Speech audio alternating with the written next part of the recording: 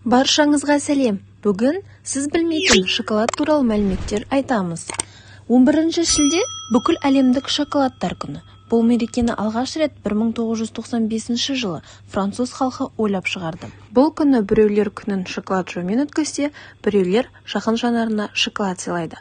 Ал енді біреулер тәттінің зияндылықтарын ескеріп, осы күннен бастап шоколадтан бір жола бас тартады. Сіз білмеген тағы да бір қызықты дерек — KitKat шоколады. KitKat шоколадын жапондықтар шығарған. Жапон тілінде ол китокатсу деп дыбысталады. Яғни ол міндетті түрде жеңу дегенді білдіреді. Сол себептен жапондықтар KitKat шоколадын өте маңызды іспен айналысар алдында жейді. Статистика бойынша әр жыл сайын адамдар шоколадқа 7 миллиард доллардан астам қаржы жұмсайды екен. Ал біздің елде орта есеппен жыл сайын 162,7 мың тонна шоколад желінеді.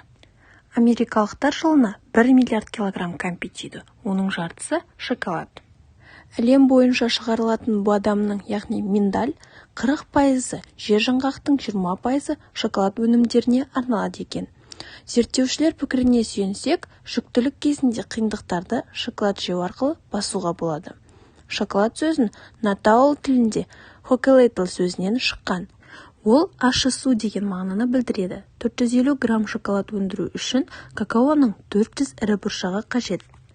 Зерттеушілер нәтижесі қара шоколад назарды, реакция уақытын, жағдайды шешуге қабілеттілікті, жадты жақсартатынын көрсетеді. Сонымен бірге көру қабілеті нашар адамдарға да жақсы көмектеседі. Ал сүтті ақ шоколад тіпті де шоколад емес, оның құрамында какао жоқ.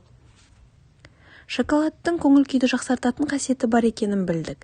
Бірақ шамадан тыс жеу артық салмаққа алып келетінін ескерейік. Ең қызығы, бір тілім шоколад 45 метр шақырымды жүріп өтуге жететін қуат сыйлайды. Бельгияда 17 мың адам шоколад шығарумен айналысады. Есіңізде болсын, сапалы шоколадты сындырғанда ол уытылмай шытырлауы керек. Сондай-ақ тіске жабыспауы және қолда ерімеуі керек. Видео ұнатса арнаға тіркеліп, лайк басып, комментарий жазуды ұмытпаңыздар. Сіздерге ұнат деген үміттемін. Қош, сау болыңыздар.